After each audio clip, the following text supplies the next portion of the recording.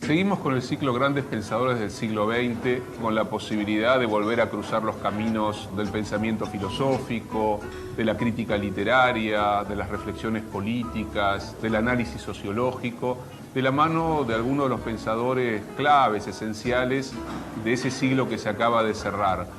Vamos a poder escuchar y ver la reflexión, las voces de Martin Heidegger, de Jacques Derrida, de Roland Barthes, de Alain Touraine, de Susan Sontag.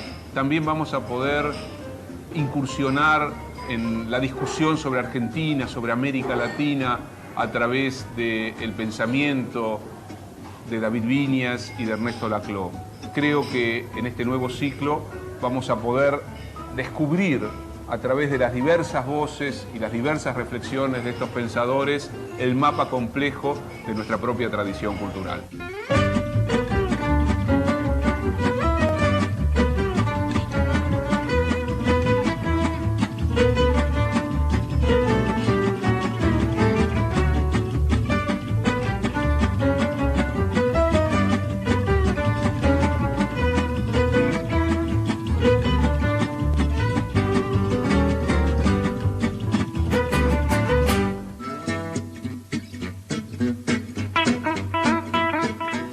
Hola, ¿cómo les va? Nuevamente en el ciclo Grandes Pensadores del siglo XX. Tuve la oportunidad, el privilegio, de entrevistar, o mejor dicho, de tener una larga conversación, porque finalmente fue eso, ustedes van a poder verlo, hace poco tiempo con Ernesto Laclau. Ernesto Laclau es quizás uno de los pensadores más finos, más sutiles y más significativos que han salido de nuestro país. Hace muchos años que Laclau vive en Inglaterra, que enseña en Inglaterra, pero que está profundamente involucrado, no solamente con las vicisitudes políticas argentinas, sino también con América Latina. Su obra, que cruza la ciencia política, la filosofía, la lingüística, el psicoanálisis, la antropología, es una obra que siempre ha tenido como núcleo medular la reflexión sobre lo político, la reflexión en torno a la producción de ideología, la cuestión del poder, de la hegemonía, ¿por qué no también la historia, la crisis de las tradiciones de izquierda, de las tradiciones emancipatorias? Y Ernesto Laclau no ha dejado de indagar sobre la cuestión social, sobre las transformaciones que se operaron en el mapa de nuestras sociedades en los últimos años.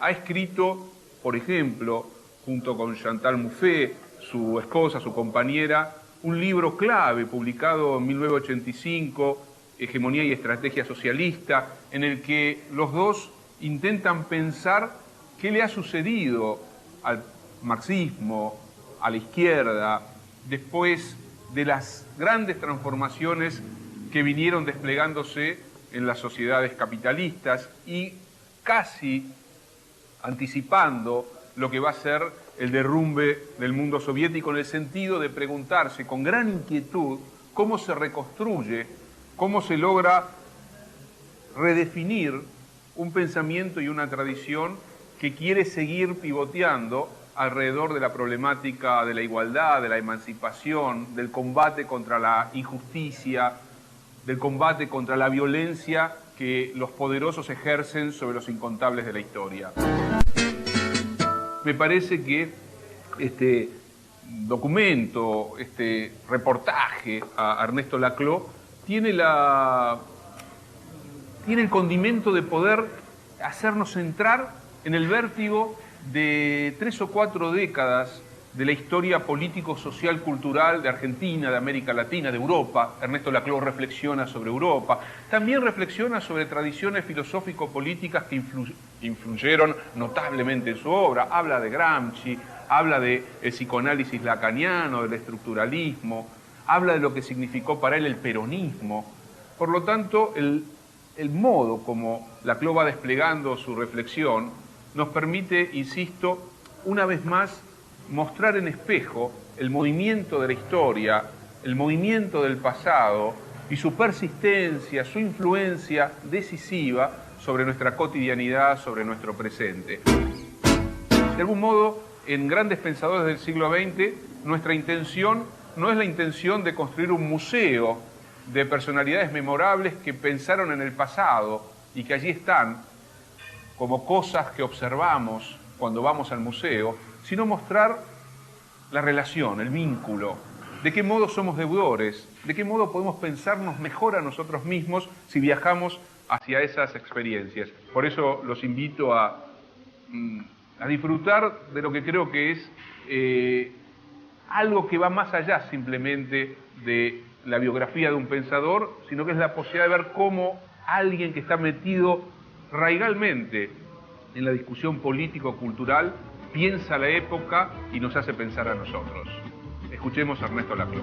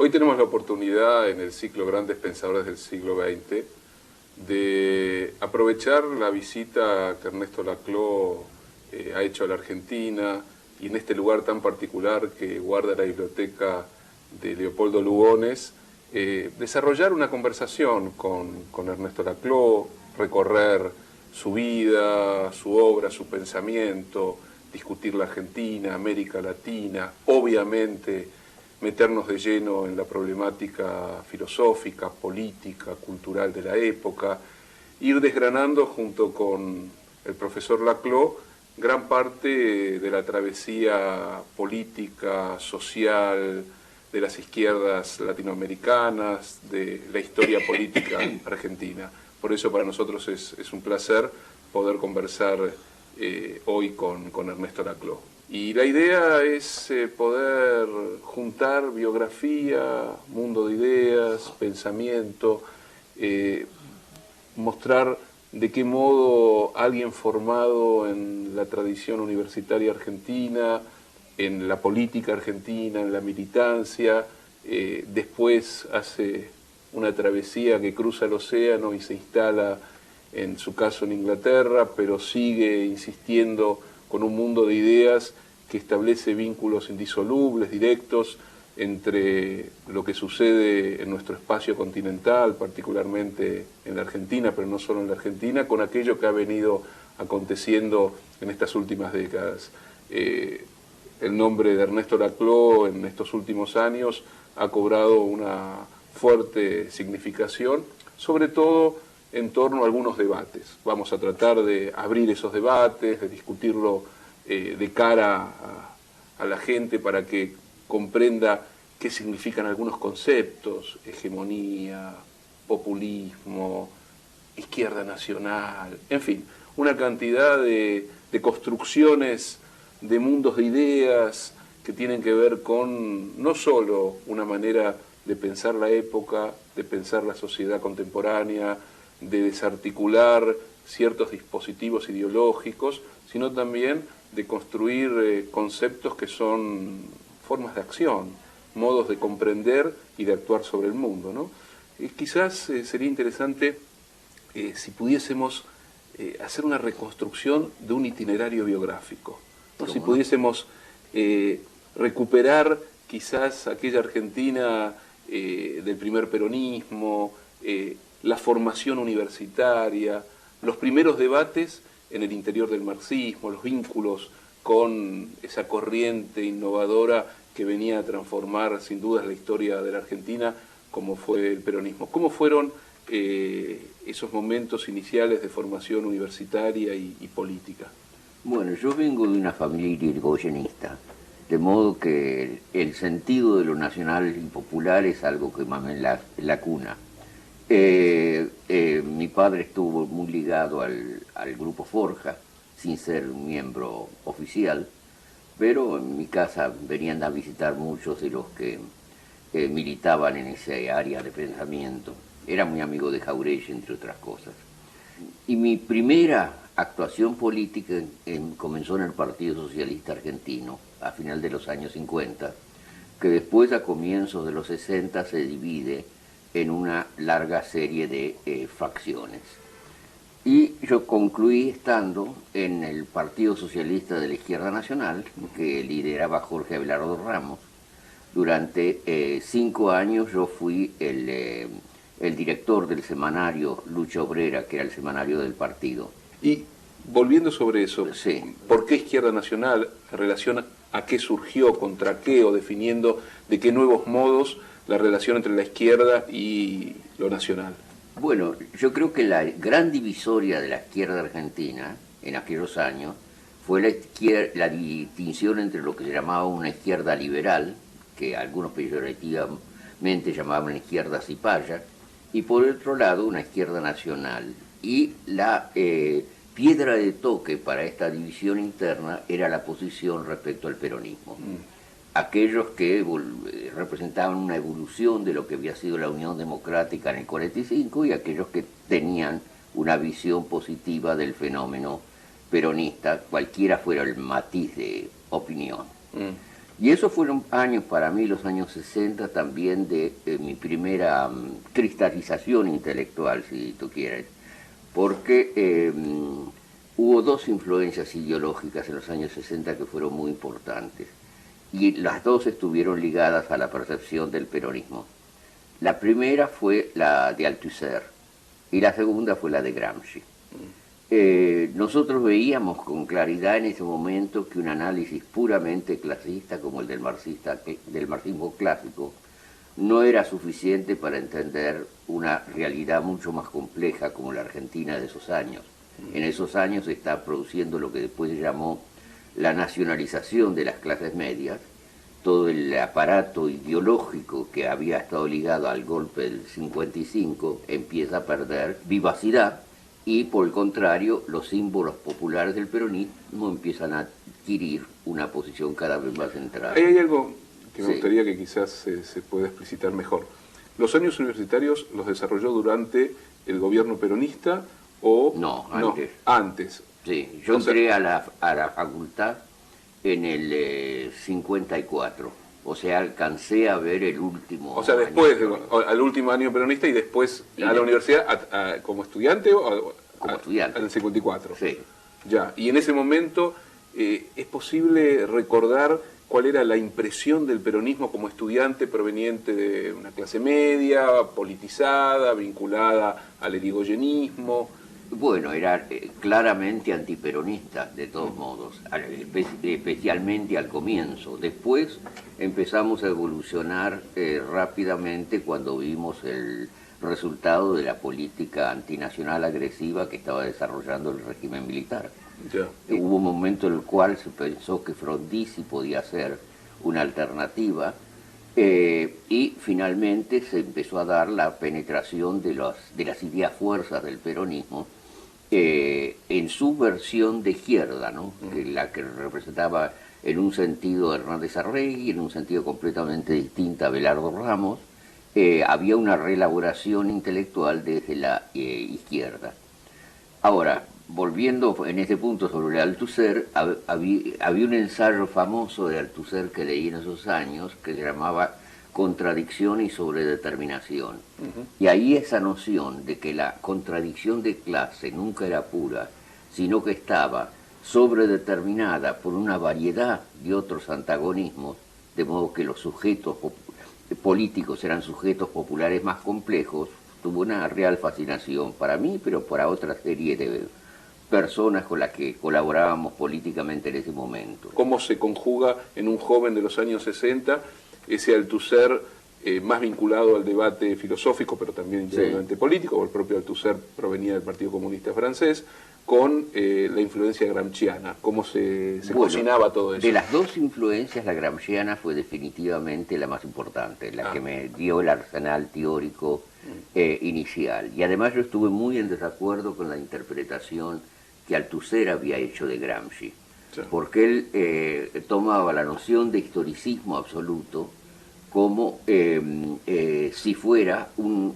pensamiento teleológico al estilo de Lukács, mientras que en realidad el historicismo absoluto de Gramsci era exactamente lo contrario, era la idea de una contingencia radical. Yo creo que a lo que más se acercaba era a la noción de contradicción sobredeterminada de Althusser. A ver, si entiendo bien esto, es la lectura de Gramsci no se hacía en clave de un historicismo, es decir, de una filosofía de la historia que tenía un sentido claramente establecido, sino que se planteaba en relación a la inmanencia, el acontecimiento, y de ese modo había una crítica a la posición de Althusser, que criticaba a Gramsci por ser heredero de una tradición de un marxismo teleológico, finalista, etcétera, etcétera. Hay que decir que Althusser tenía sus buenos motivos para sospechar, porque la lectura de Gramsci, que hace el primer marxismo italiano de la posguerra, era una lectura definitivamente teleológica y hegeliana.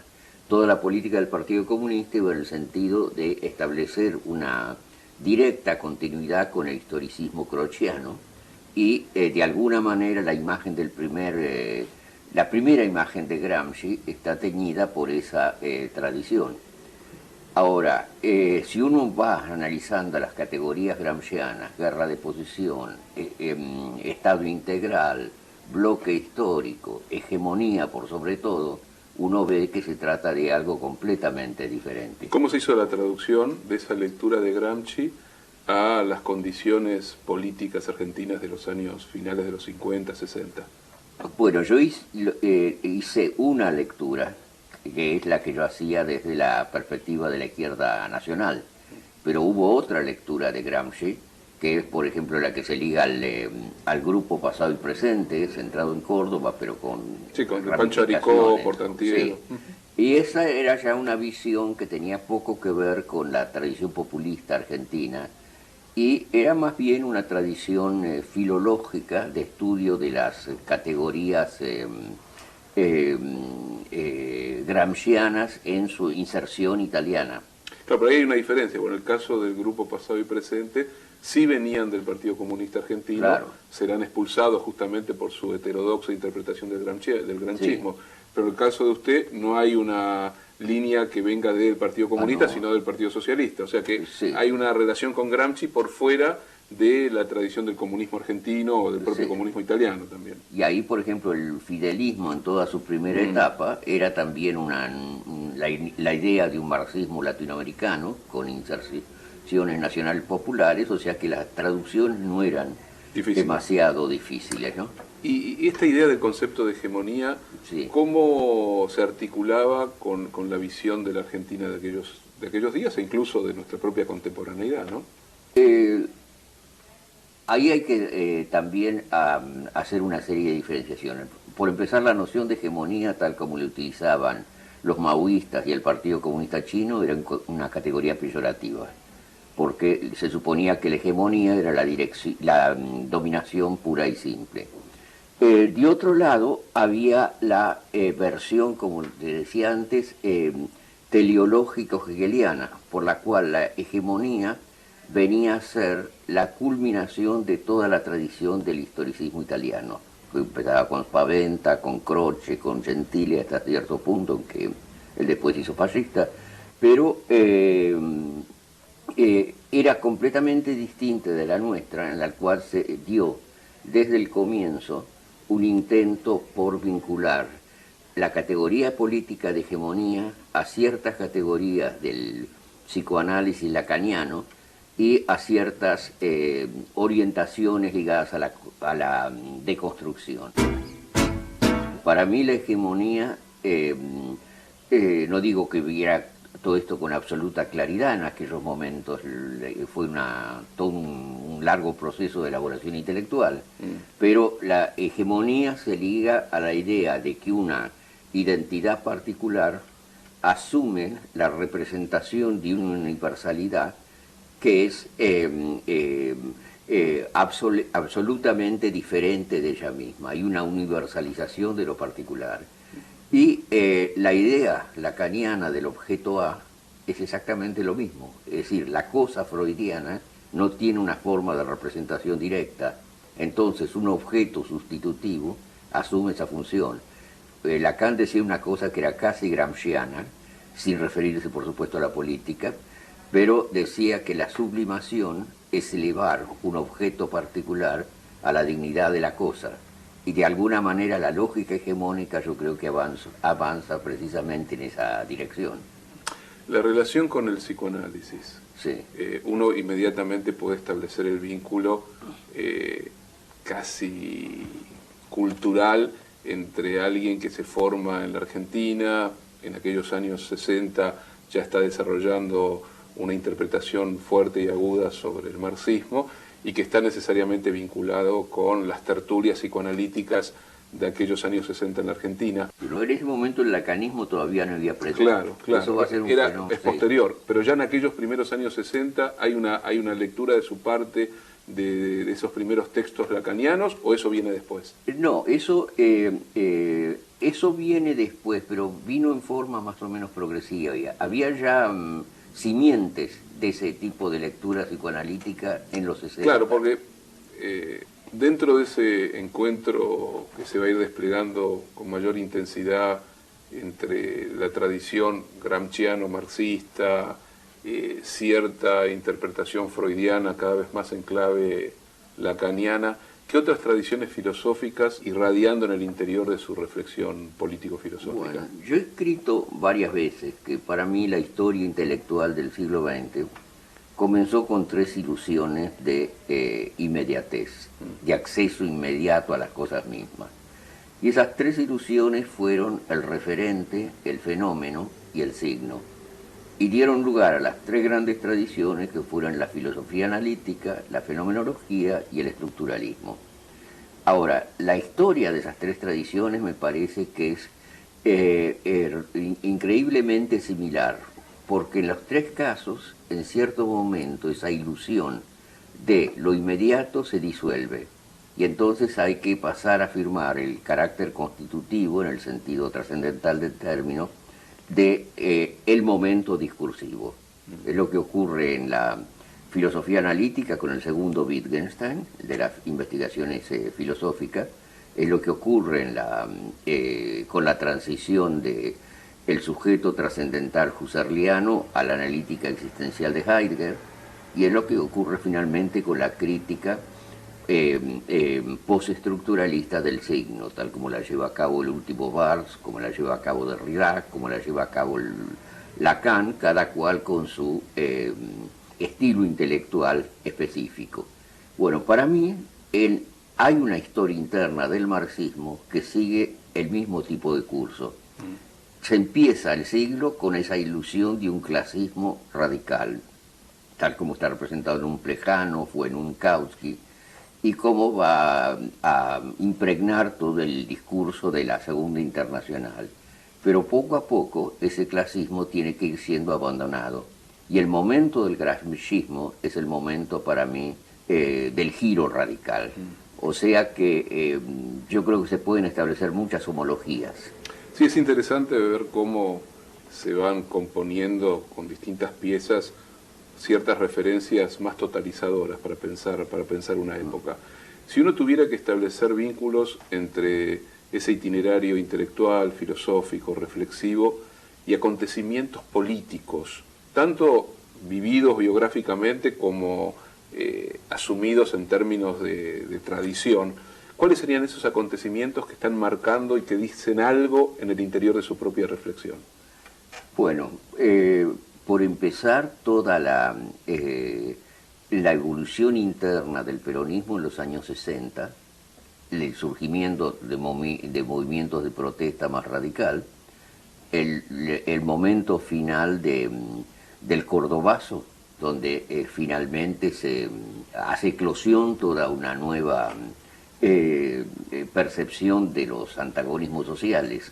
Y después yo pude establecer muy rápidamente una conexión entre esto y hechos como el Mayo francés, como la protesta estudiantil anti-Vietnam en los Estados Unidos, con el surgimiento del primer feminismo, que paradójicamente es el momento en que el Partido Comunista Italiano empieza a perder su hegemonía. Al fin de la Segunda Guerra Mundial en Italia hubo un largo debate en el seno del comunismo italiano entre la corriente obrerista, que decía nosotros somos el partido del proletariado y el proletariado es un enclave en el norte industrial. Nosotros tenemos que ser el partido del norte industrial. Y la otra corriente, que es la que finalmente se impuso porque la apoyaba Palmiro Togliatti, el secretario general del partido, que era más gramsciana en estilo, y que decía, no, nosotros vamos a crear la hegemonía del partido también en el Mezzogiorno. ¿Y cómo si la clase obrera es tan débil? Bueno, vamos a transformar a los locales del sindicato y el partido en puntos de reagrupamiento de una serie de luchas dispersas. Lucha por el problema del agua, lucha contra la mafia, la organización de cooperativas escolares, que fue muy importante en esos años, y todos estos movimientos, que eran movimientos aislados, por el hecho de que estaban inscriptos dentro del Partido Comunista, eso les daba un potencial mucho mayor. A la vez que, hay que decirlo, también les hacía perder cierta autonomía. Pero de todos modos, en las 2 décadas posteriores a la Segunda Guerra Mundial, el Partido Comunista Italiano es una inmensa fuerza de democratización de la sociedad italiana, porque aporta toda una serie de sectores que estaban excluidos, los incorpora a la esfera pública y empieza a perder esa capacidad hegemónica hacia fines de los años 60, cuando empiezan las huelgas salvajes de fábricas que pasaban por sobre el aparato sindical, que era la columna vertebral del poder comunista, cuando empieza el feminismo como movimiento de masas que empezaba a plantear demandas que eran difícilmente absorbibles por el Partido Comunista, y finalmente todo el movimiento estudiantil que se genera en esos años.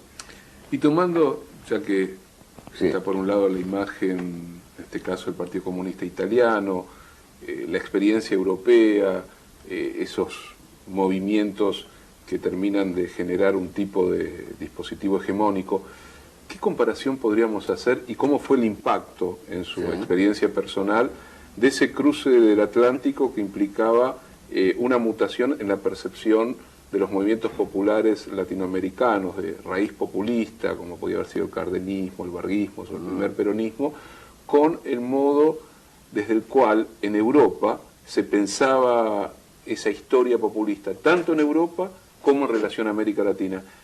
Cómo acomodarse a lenguajes distintos, a percepciones distintas, a momentos políticos históricos diferentes. Es intercambiable la historia del populismo en América Latina a el acontecimiento populista en Europa, como en un pensador que después se va a meter muy de lleno en la reflexión sobre el populismo, aparece este vínculo equívoco, complejo, o esta misma palabra que designa cuestiones distintas, el vacío a veces que se puede expresar en un concepto que es llenado con contenidos históricos concretos muy diferentes, ¿no? ¿Cómo fue esa percepción? Bueno, para mí no se trató de un corte radical. En ningún momento yo tuve el sentimiento de que al entrar en el contexto europeo entraba en un mundo completamente distinto. ¿En qué año llega a Europa usted? 69. Bueno, el año siguiente al mayo del 68. Al año siguiente, mayo del 68, y todo ese mundo estaba todavía bastante activo en esos años. Claro. Y el mismo año del Cordobazo. Claro. Sí, ¿La ahora... intención era ir por un tiempito y volver o ya estaba la La fantasía intención era en ese momento hacer mi doctorado allá en Europa por 3 años y después volver. Y después se fueron complicando las cosas. En el año 72, cuando yo terminé el periodo en Oxford, me hicieron un ofrecimiento para que fuera profesor en Chile. Y yo lo acepté. el año 72? 72. Con Salvador Allende. Pero después me escribieron diciendo que tenían que postergar un año el nombramiento por problemas internos en la universidad. Y bueno, en el 73 vino el golpe. Claro. Y después cuando vino la apertura del 73 en Argentina, yo empecé a recibir cartas diciéndome que la patria lo necesita, ese tipo de lenguaje exaltado del seventismo. ¿Usted mantenía relaciones políticas fluidas, algún tipo de pertenencia partidaria? No, ninguna pertenencia partidaria. O sea, yo había roto, por razones que te puedo contar después si querés, con Ramos en el 68. ¿Cómo no? Pero mantenía relaciones con mucha gente. Yo era muy amigo de Ortega Peña y era íntimo amigo de Ricardo Carpani, y había mucha gente con la que yo seguía manteniendo una comunicación muy fluida.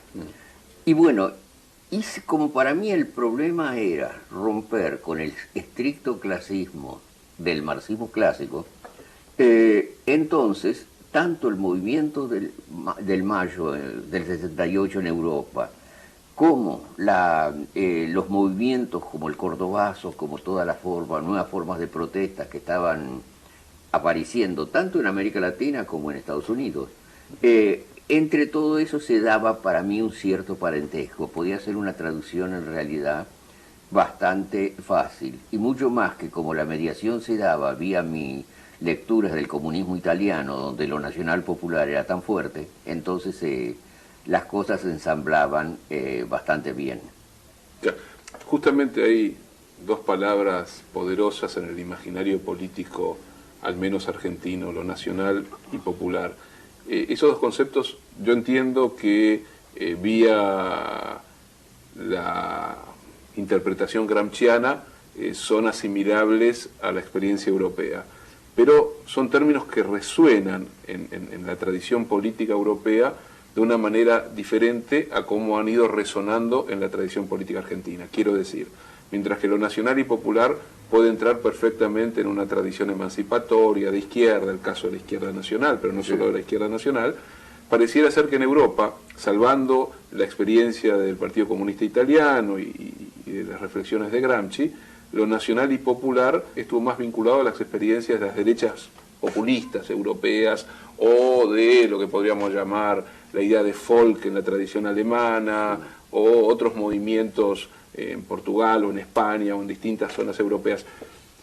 Se produce un giro interpretativo, es fácil transmitir a el mundo intelectual, académico europeo, que a veces las palabras se cruzan, pero a veces expresan una disidencia muy fuerte y que no es lo mismo decir una cosa en el contexto latinoamericano que decirlo en el contexto europeo. ¿Cómo fue eso? Indudablemente es así. Puede haber un populismo de derecha y un populismo de izquierda. Yo siempre he insistido que el populismo no es en sí mismo ni bueno ni malo y no tiene un contenido ideológico preciso. Para mí el fascismo italiano fue una forma de populismo, pero el maoísmo también lo fue. O sea que sí, hay toda una vertiente de derecha del populismo y a veces el pasaje de una u otra es bastante notable. En muchos casos en Alemania y en Italia, antiguos comunistas pasaron a ser militantes fascistas. Y hoy día el electorado de Le Pen en Francia en buena parte se constituye a través de antiguos votantes del Partido Comunista, simplemente porque ellos quieren hacer un voto antisistema y a veces la tendencia antisistema es más fuerte que las características ideológicas de la ruptura.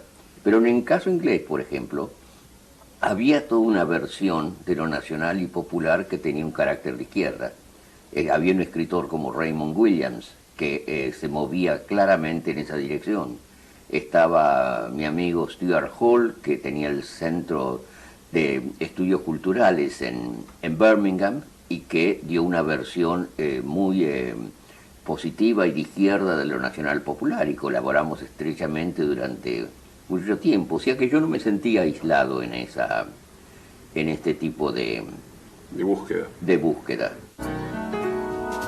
Y volviendo ya que estamos en él, para después ir hacia otros lados, ¿no? Volviendo a la reflexión que hoy está muy a la hora en torno al populismo, digo que hoy está ahí en la candela de la discusión porque hay una lectura muy prejuiciosa, muy dura respecto al populismo, sobre todo hay cierta reducción por la vía de un movimiento político que viene a desangrar las tradiciones democráticas, liberales, y que más bien ofrece una ficción que nunca termina de cristalizar a favor de los sectores populares, lecturas en relación a lo que está aconteciendo en la América Latina de hoy, en Argentina, o en Bolivia, o en Venezuela, o en Ecuador, y esa contraposición entre el populismo como la bestia negra de la época, o el lugar maldito, y la tradición de la legalidad republicana, las formas democrático-liberales, la calidad institucional. ¿Cómo establecer relaciones entre esas dimensiones? Si efectivamente hay un antagonismo muy fuerte, muy decisivo entre ese discurso y esa práctica de raíz populista y aquellos otros modos de cristalización de lo democrático-liberal contemporáneo. ¿Cómo leer esas relaciones o esas pujas, ¿no? Mira, te voy a responder haciendo referencia a un asunto que ha sido recurrente en las discusiones que hemos mantenido durante esta visita mía a la Argentina. Hay que observar que el término democracia, a principios del siglo XIX en Europa, era un término peyorativo, porque se lo identificaba con el gobierno de la turba y con el jacobinismo, mientras que las instituciones liberales eran perfectamente respetables.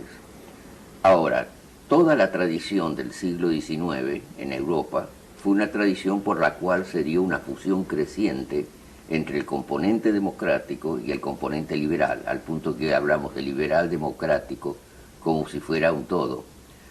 Ahora, yo creo que en América Latina esa fusión, ese cierre entre las dos tradiciones, nunca se dio exactamente en esos términos. Nosotros tenemos regímenes liberales organizados en la segunda mitad del siglo XIX, pero un liberalismo oligárquico que tenía muy poco democrático, y tenía una base esencialmente clientelista. Y el resultado es que cuando las demandas democráticas de las masas empiezan a presionar a los sistemas políticos en las primeras 3 décadas del siglo XX, no se expresan en general a través de los canales liberales, sino que se expresan en formas que incluso son formalmente antiliberales, dictaduras nacionalistas de corte popular, el Estado Novo, el MNR en Bolivia, el primer ibañismo en Chile, el peronismo en la Argentina hasta cierto punto. Es decir, que ahí es donde se da, yo creo, la divisoria de aguas entre la democracia nacional popular y la democracia liberal. Ahora, lo que me parece es que hoy día, como resultado de las dictaduras espantosas que hemos vivido, que han golpeado igualmente a las dos tradiciones, se empieza por primera vez a dar una confluencia entre estos dos elementos. Yo no creo, por ejemplo, lo he dicho varias veces en entrevistas que se me han hecho en estas últimas semanas, yo no creo que el populismo presente un peligro autoritario. Si hay un peligro autoritario en América Latina, ese viene del neoliberalismo, es decir, de regímenes, por ejemplo, el Plan Martínez Dios jamás se hubiera podido implementar con un gobierno democrático, y el de los Chicago Boys en Chile tampoco sin la dictadura de Pinochet. O sea que yo veo que ese discurso antipopulista es claramente el discurso a través del cual trata de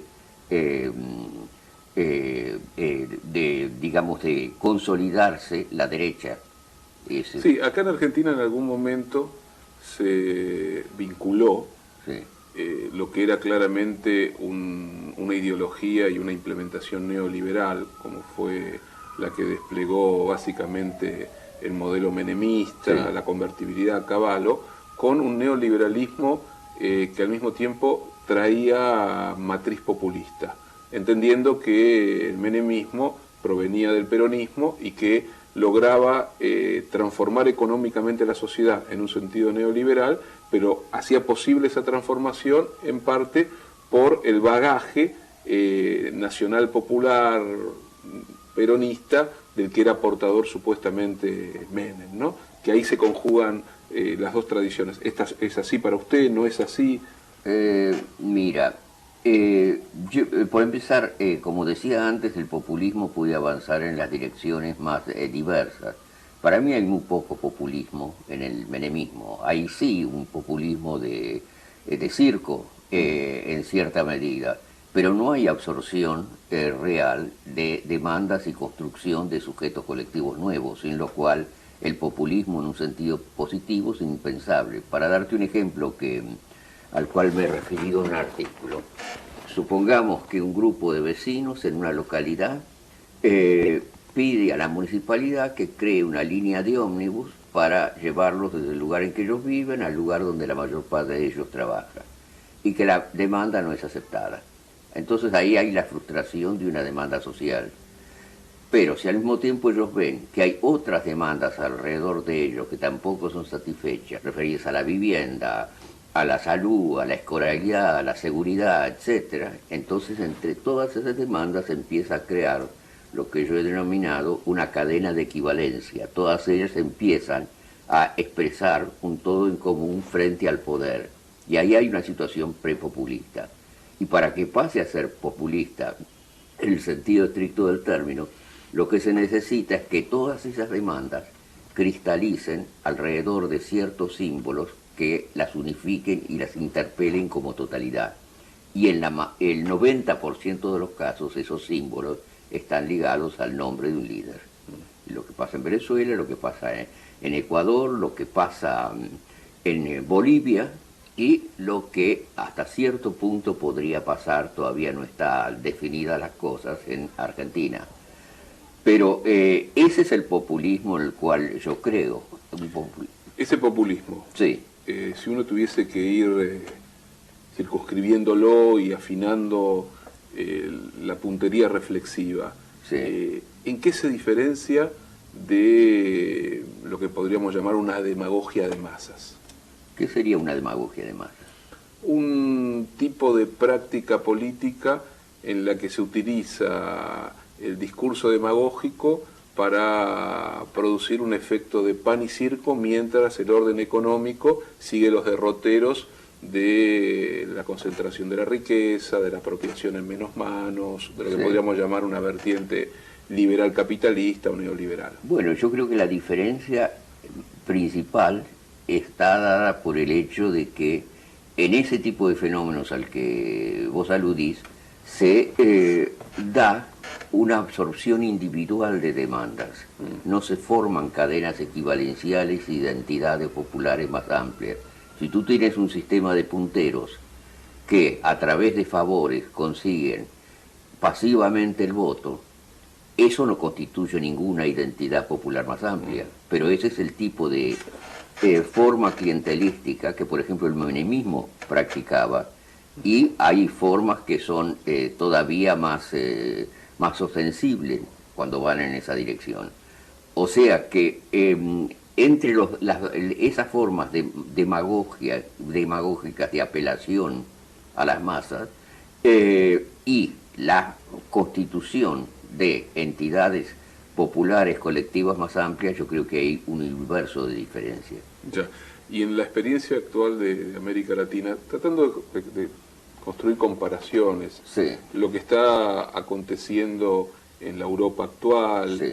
En el 2008 hubo una crisis fenomenal del núcleo especulativo financiero del capitalismo neoliberal, está redefiniéndose el modelo a seguir por esas sociedades. pero uno tiende a ver que en Europa o las clases medias y amplios sectores de la población van girando hacia una posición conservadora o de derecha, o visualizan con una lógica del miedo la pérdida de sus privilegios. Y en América Latina, sobre todo en Sudamérica, pareciera ser que anticipándose a esa crisis del 2008, algunos de los países nucleares de nuestra región giraron hacia posiciones que son precisamente antagónicas a las del modelo neoliberal de acumulación. ¿Cómo leer esa dinámica? ¿Cuál es su interpretación de esta coyuntura de época que se vincula también con la salida de Bush y el triunfo de Obama, que tiene que ver con un momento de redefinición del sistema a nivel internacional? ¿Y qué se abre en la experiencia latinoamericana y de qué modo esas formas nacional-populares o populistas, o pongámosle el nombre que podamos, van dándole forma a algo que implica una nueva alternativa o no? Hablemos 2 minutos de Europa en primer lugar. Europa está experimentando varios procesos que todos van en el sentido de una consolidación neoconservadora, no neoliberal, neoconservadora. En países, por ejemplo, como Holanda o Suiza, el avance del populismo de derecha es absolutamente visible. ¿Qué características principales serían, por ejemplo? El repudio a los inmigrantes. Racismo. Sí, el racismo más cerril. Ahí, por ejemplo, la imagen que planeó durante todo el voto de referéndum, el referéndum por el voto de la Constitución Europea, era la imagen del plomero polaco. El plomero polaco era el inmigrante típico que ahora, con el acceso de los países del este de Europa, puede desplazarse libremente de unos países a otros. Y el argumento es que el plomero polaco acepta salarios más bajos y de esta manera deprime el nivel de salario de los obreros franceses o ingleses. Claro. O sea que toda esa forma de buscar chivos expiatorios y tratar de dicotomizar por la derecha el panorama es muy fuerte, ¿no? Es muy fuerte y es bien visible. En los Estados Unidos... Una pregunta, sí. Porque me interesa precisar por ese lado.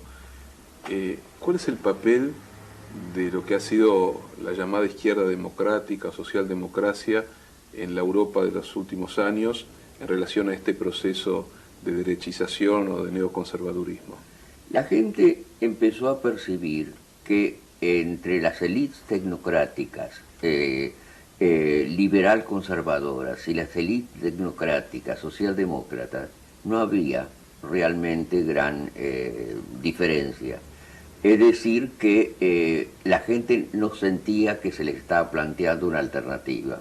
Ahí no se llegó a decir que se vayan todos, pero se veía y se está viendo la clase política como un todo en el cual los matices entre socialdemocracia y liberal conservadurismo son simplemente estos matices. La idea francesa de la pensée unique va exactamente en esa dirección. O sea, la socialdemocracia renunció a su vieja tradición bienestarista o renunció a... El blairismo en Inglaterra renunció radicalmente a todo esto. Eso, como lo dijo una vez Eric Hobsbawm, de lo que el blairismo no pasa de ser un thatcherismo con pantalones. Y bueno, y Gordon Brown también. O sea que no hay... la idea del estado de bienestar se mantiene un poco en los países escandinavos, pero también ahí está bajo presión. Y la cuestión es, por ejemplo, si uno pensaba el mundo de lo que llamaba en Francia le peuple de gauche, en las 2 o 3 décadas posteriores a la guerra. Bueno, allí había alrededor de los cinturones rojos de las grandes ciudades, había toda una cultura proletaria que iba desde instituciones culturales hasta el sindicato, hasta formas distintas de participación política, todo ese mundo que evocaban, por ejemplo, los poemas de Prévert. Ahora, ese mundo con la terciarización se ha disuelto. Entonces, prácticamente lo que se dan son dos versiones tecnocráticas que no inspiran en nada realmente a la gente. De otro lado, hay que decir que todo el mundo pensó que después de la derrota del referéndum en Francia, hace algunos años, ahí se iba a producir alrededor del no. El referéndum en la comunidad, por la Comunidad Europea. Por la Constitución. Sí, sí. Bueno, sin embargo no pasó eso. Los partidarios del no tampoco propusieron alternativas demasiado claras. Y hoy están surgiendo también otros grupos que van a la izquierda. No es que todo el fenómeno sea uniformemente de derecha. Esta elección sí ha sido una elección conservadora, pero pero también con muy baja participación de la población en las elecciones. Volviendo sobre conceptos que están en su reflexión, en su obra, el vínculo entre la política, lo político, la democracia, los antagonismos, ¿cómo se expresa hoy en las formas, entre comillas, de la política europea? ¿Aparece? ¿Está borrado? Sí, yo creo que aparece de alguna manera en la erosión de las formas de pertenencia corporativa. Porque en el momento de apogeo de la socialdemocracia europea, las formas corporativas, especialmente alrededor de los sindicatos, eran formas de un enorme poder. Hoy día los obreros sindicalizados han disminuido radicalmente y lo que se dan son otras formas de pertenencia más difusas que los hacen susceptibles a un discurso que venga desde las altas esferas del poder y que no aparezca mediatizado por una serie de instituciones que canalizaban antes el voto popular. Eso es lo que me parece que es el síntoma más claro. Más claro. Ahora, refiriéndome brevemente al caso de Obama, que tú mencionaste, hay que decir que la elección de Obama no fue una elección populista, el tipo de campaña electoral que él hizo, porque lo característico del populismo es que divide la sociedad entre los de arriba y los de abajo y hace una apelación a los de abajo. La campaña de Obama fue una campaña de unidad nacional. Si uno quiere buscar un discurso populista allí, tiene que pensar en Sarah Palin y gente de ese estilo. Y una pregunta en relación a eso. ¿Por qué es bueno o no reivindicar el antagonismo en el interior de las prácticas políticas y justamente esta apelación populista a los de abajo versus los de arriba y no al concepto de consensualidad o de unidad nacional, ¿no? ¿Por qué sería interesante la opción de un camino de antagonismos, de luchas, de conflictos, y no un camino que llame a esta suerte de paz social o de reconciliación o unidad nacional? En el caso, por ejemplo, obviamente de Obama podría ser, pero en el caso de América Latina o en particular de Argentina. Sí, yo no creo que pueda haber un proyecto de cambio en un sentido progresista sin un proceso de movilización de masas. Es decir, la idea de un Estado neutral que en una forma tecnocrática resuelve todos los problemas de la sociedad, eso fue en parte una ilusión del welfare state, pero fue también una ilusión institucionalista de vieja tradición. Yo en mi trabajo he tratado de distinguir lo que llamo lógica de la diferencia de lo que llamo lógica de la equivalencia. La lógica de equivalencia, por los motivos que decíamos antes, es una lógica de la movilización y de constitución de identidades populares más amplia y lleva a una participación directa de masas. La lógica de la diferencia, que es una lógica institucionalista, lleva a la individualización de las demandas y a reemplazar la política por la administración. El otro día recordaba en una conferencia que en el siglo XIX Saint-Simon decía que hay que pasar del gobierno de los hombres a la administración de las cosas. y no es extraño que Marx aceptó ese lema para describir la situación en una sociedad comunista en la cual el Estado y por ende la política habrían desaparecido. Y es el lema de todas las formas del positivismo liberal. Ahora, yo no creo que pueda haber un régimen que sea ni puramente institucionalista, ni que sea un régimen totalmente populista. En un caso habría la desaparición de lo político, en el otro caso habría un caos continuo sin ninguna fijeza institucional. Me acuerdo, por ejemplo, que Abelardo Ramos siempre decía: la sociedad no se polariza entre el manicomio y el cementerio, siempre tiene que estar en un punto intermedio. O sea que yo creo que todos... ¿Y nosotros dónde estamos ahora? Y nosotros estamos en un punto intermedio.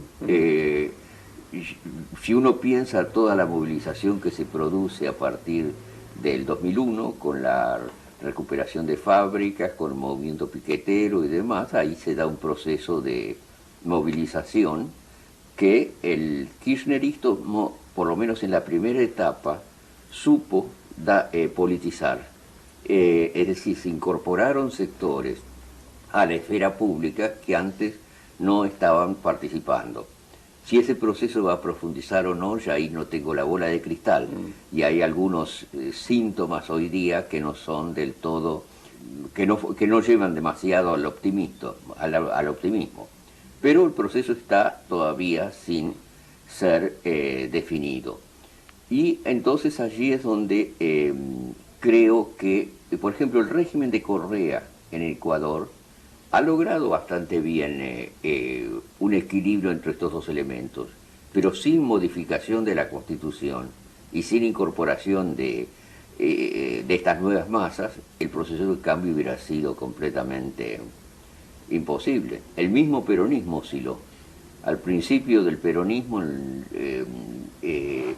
era la figura que dominaba, era la figura del descamisado, que es el de abajo contra el poder, que estaba incluso, ¿te acuerdas? El monumento al descamisado en Buenos Aires.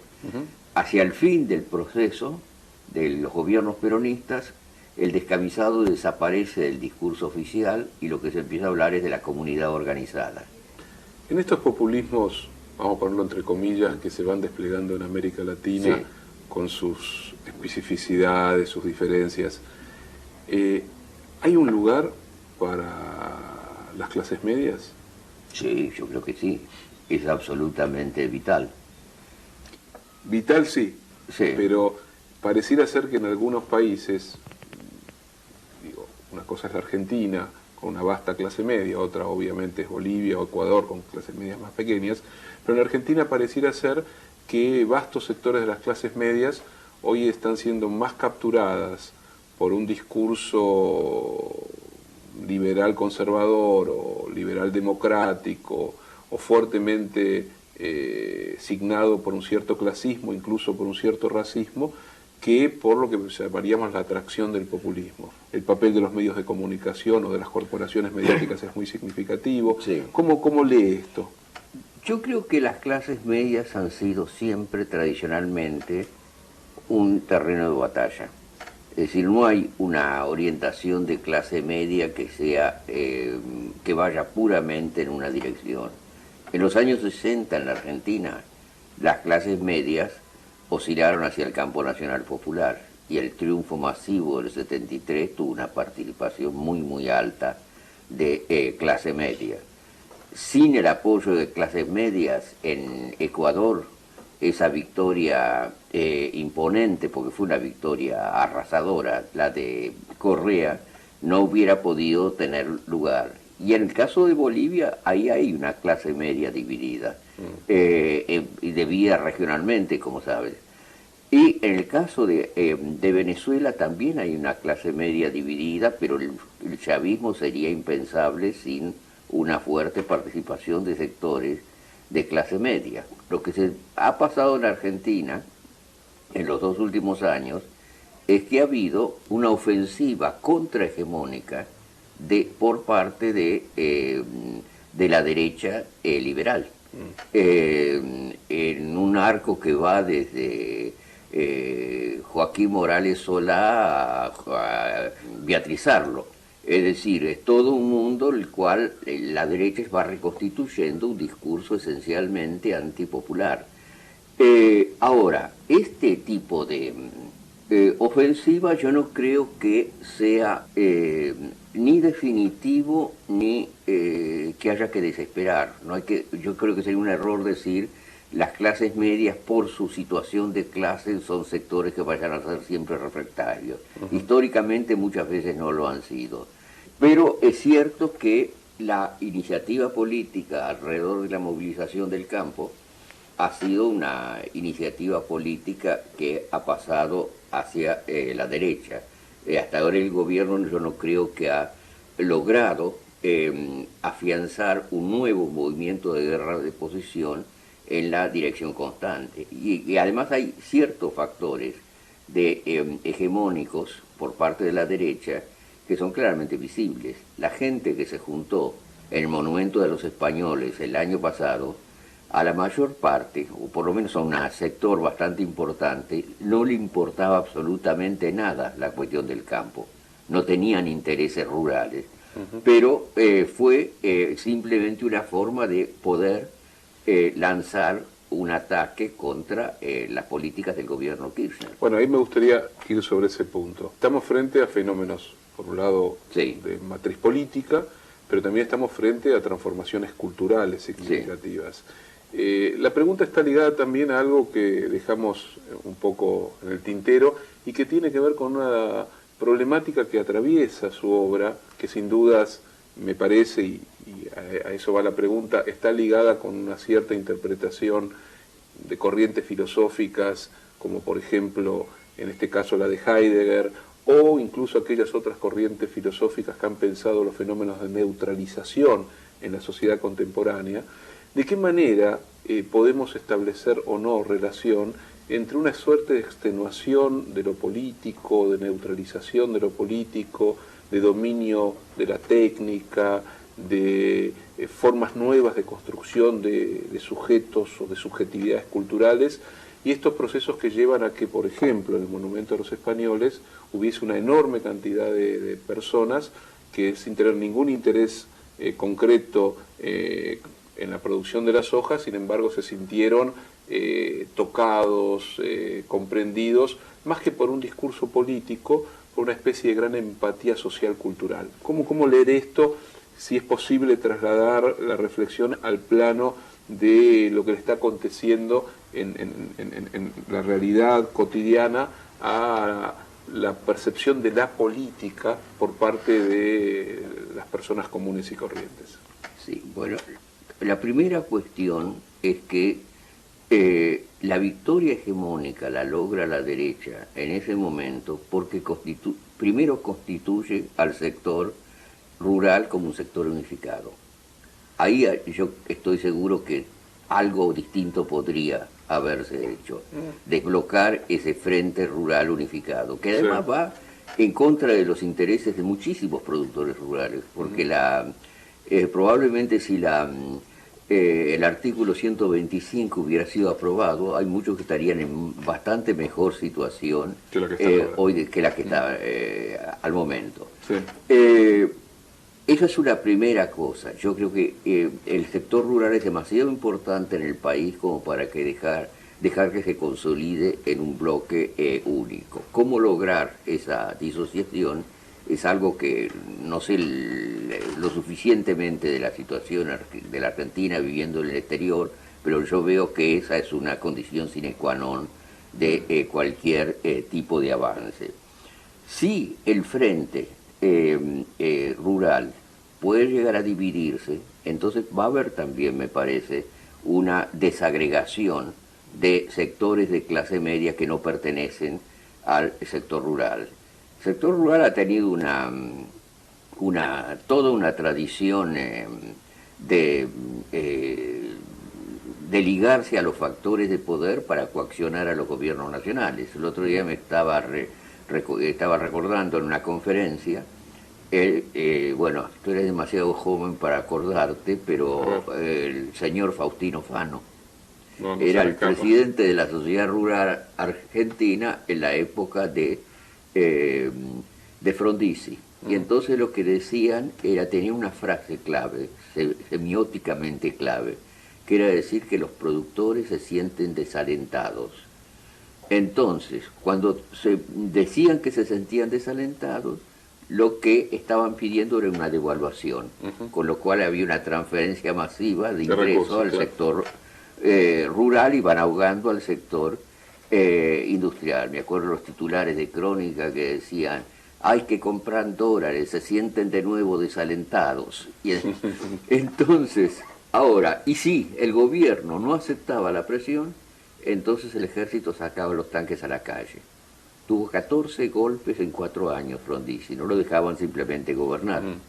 Ahora, eso de que que el ejército saque a los tanques a la calle para imponer medidas a un gobierno legalmente elegido y al que las Fuerzas Armadas se supone que están subordinadas, es algo que en cualquier país del mundo se llama golpe, pero en la Argentina se llamaba inquietud de las Fuerzas Armadas. Entonces, se sentían inquietas, así, constantemente. Unos desalentados y los otros inquietas. Sí, Claro. sí. Y bueno, entonces hoy día por suerte no tenemos el problema de la inquietud, Pero sí el desaliento. pero el elemento del desaliento lo siguen utilizando y están utilizando métodos políticos para imponer. Finalmente Kirchner lo dijo muy correctamente el otro día, todos estos que van a tirar huevos y piedras para impedir que el diálogo político pueda desarrollarse, son bandas semifascistas. Así empezó el fascismo en Italia, con gente que creaba una disrupción en los actos políticos. Si uno tuviese que encontrar palabras para explicitar la diferencia entre una política de tradición emancipatoria, de izquierda, Sí. nacional, popular, y una forma liberal o de derecha de concebir lo político, ¿cuáles serían las diferencias reales entre esas dos perspectivas? ¿Cuáles serían las dos? Sí, digamos, pensando, por un lado, la cuestión de la política, ¿no? No vamos a especializar la discusión, la diferencia que estableces entre la política y lo político, pero para que la gente lo vea desde otro lugar, la política. Porque hay una tradición argentina antipolítica muy fuerte en vastos sectores de las clases medias. Una tendencia a identificar siempre la práctica política como el lugar de la corrupción, la caja, la opacidad, lo peor, que viene de lejos. Pero la pregunta va, por un lado, a ver qué le pasa a la política en la sociedad contemporánea, cómo se procesa la política en la sociedad contemporánea, y cuál sería la diferencia entre una manera popular, democrática, de izquierda, de pensar la política, ¿para qué? Y una manera, vamos a llamarla también por comodidad, liberal, democrática de pensar la política. ¿Cuáles serían las diferencias? Yo no sé, bueno, en primer lugar, yo no digo que no exista corrupción en el sistema político, todo régimen político crea sus propias formas de corrupción, y no digo que no haya que oponerse a esto, pero el discurso de la corrupción es un discurso que se exagera sistemáticamente para utilizarlo contra los regímenes populares. Yo no creo que el gobierno de la Revolución Libertadora, como se llamaba en aquel entonces, haya sido menos corrupto que el régimen peronista. Pero las referencias a la corrupción se trataban de ligar a todo lo que sea nacional, popular. Sí. O sea que ahí es donde me parece que es un estudio bien interesante, sería tomar ciertos temas claves, así como el desalentado en aquellos productores, sí. Tomar el discurso de los temas de la corrupción y otros similares y ver cómo van creando un espejismo por el cual las opciones políticas como tales empiezan a desdibujarse. Digamos, como para ir cerrando, porque este diálogo se ha extendido, quizás me gustaría focalizar respecto a qué es una tradición popular y por qué hay allí algo que valga la pena y en qué se opone a estas otras alternativas, ¿no? Bien, yo te diría lo siguiente. Yo creo que sin constituir al pueblo como actor colectivo, no hay posibilidad de cambio en ningún sentido progresista del término.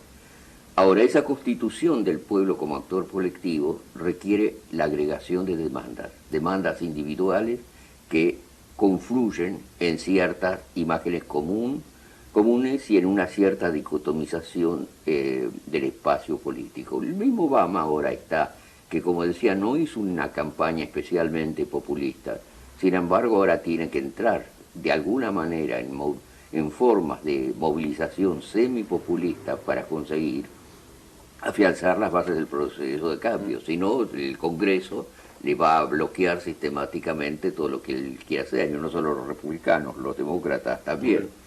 Ahora, aquí en la Argentina yo creo que estaban dadas las simientes para la creación de esta movilización popular más amplia entre el 2001 y el 2003.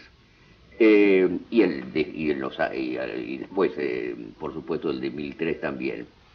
Lo que me preocupa un poco al momento es que el proceso avance demasiado en la dirección de la partidocracia y que ese momento espontáneo de la movilización popular empiece a diluirse un poco. Yo no pienso que Kirchner tuviera que hacer algo tan ingenuo como crear un partido puramente ideológico. Desde luego que las estructuras del PJ van a estar presentes, pero lo que es importante es que no sea lo único que se hace, porque son gente poco confiable. Fueron menemistas primero, fueron dualdistas después, ahora muchos de ellos son kirchneristas por simple oportunismo, y son finalmente cualquier cosistas. La política tiene que pasar necesariamente por estructuras de poder de ese estilo, pero lo que es importante que no sea lo único que se haga. Bueno, hemos recorrido algunos temas y fue de verdad un placer la conversación. Muchísimas gracias. Muchas gracias a ustedes.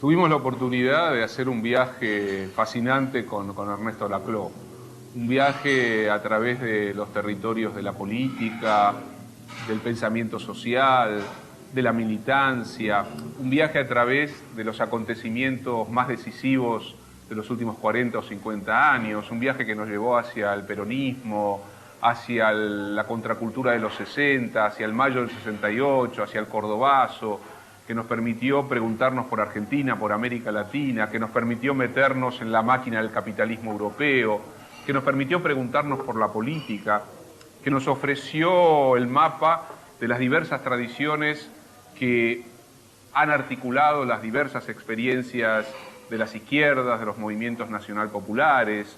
Pudimos, con Ernesto Laclau, tratar de meternos en lo que significa el debate en torno al populismo. En fin, me parece que hemos logrado descubrir cómo trabaja un pensador, pero que al mismo tiempo que piensa la época, también está comprometido con lo que está sucediendo alrededor suyo, que participa no solo de debates académico-intelectuales, sino que genera una obra y un discurso que tiene una influencia notable sobre nuestras propias experiencias político-intelectuales.